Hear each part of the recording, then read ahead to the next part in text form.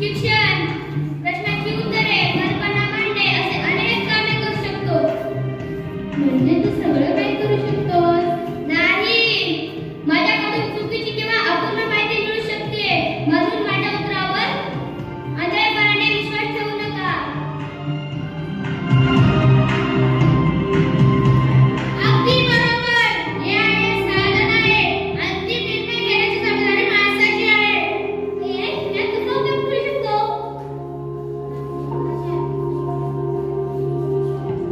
मला इंग्रजीतील नवीन शब्दाचा अर्थ आणि उदाहरणे समजून घेण्यात मदत येईल.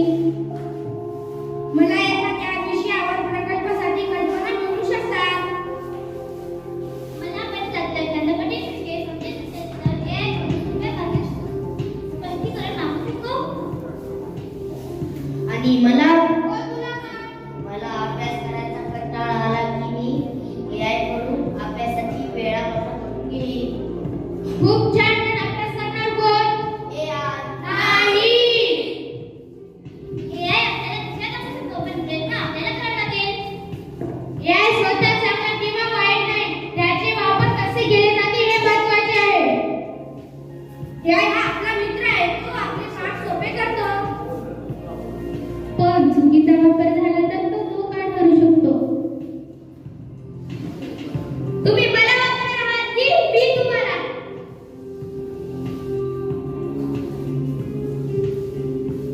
AI हे भविष्य आहे. पण भविष्यात सुरक्षित करण्याची जबाबदारी आपली आहे. AI आपले काम सोपे करतो, पण आपले विचार थांबवू नये. AI ज्ञान मिळवण्याचे साधन होऊ शकतो. पण आळशी बनण्याचे कारण नाही. माझ्यावर पूर्ण अवलंबून राहू नका.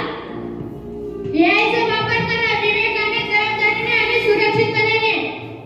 AI वापरूया. AI वापरूया. AI वापरूया. स्मार्ट विद्यार्थी बनूया. स्मार्ट विद्यार्थी बनूया. स्मार्ट विद्यार्थी बनूया. धन्यवाद.